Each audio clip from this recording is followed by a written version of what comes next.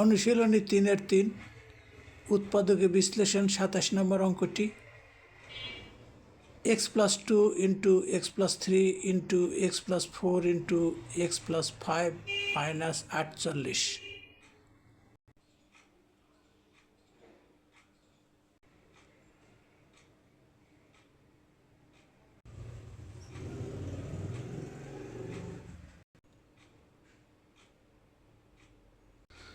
আমাদের এখানে উৎপাদকগুলিকে একটু বিন্যাস করে নিতে হয়েছে।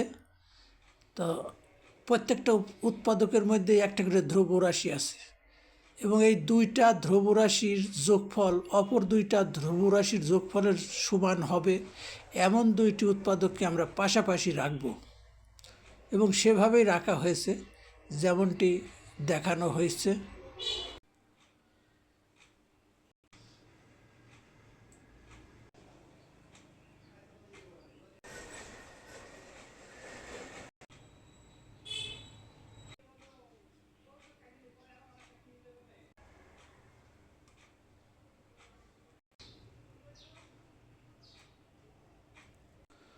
আমরা দুইটা উৎপাদক একসঙ্গে গুণ করলাম। পরবর্তী লাইন আমরা যোগ করে যেটা পেলাম 5x আর 2x 7x, আর যেগুলি যেমন ছিল তেমনই আছে। তাহলে আমাদের 4টি উৎপাদক থেকে আমরা এখন দুইটা উৎপাদকে নিয়ে এসেছি।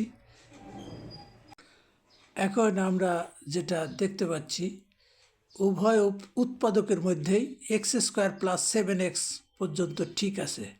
সুতরাং আমরা এই x² + 7x সমান p ধরে নেব। অঙ্কটা ছোট হবে এবং সুবিধা হবে করতে। ধরে নেওয়া অনুসারে আমাদের রাশিমালাটা দাঁড়ালো p + 10 ইন্টু p + 12।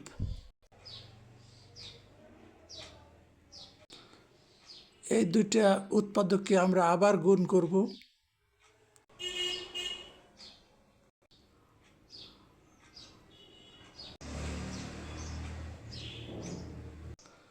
এবার 12p এবং 10p যোগ করে আমরা পেয়েছি 22p।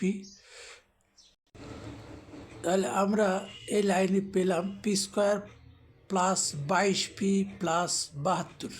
120 থেকে 48 বিয়োগ করে আমরা 72 পেয়েছি।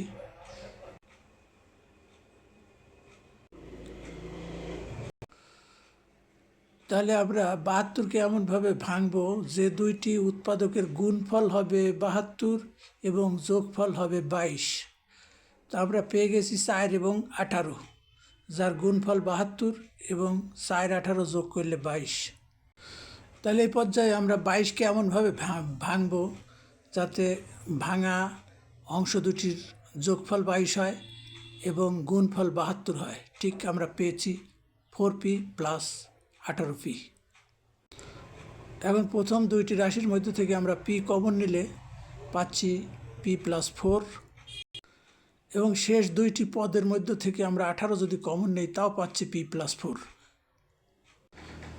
তাহলে আমরা কমন নিয়ে পেলাম p + 4 ইন্টু p + 18।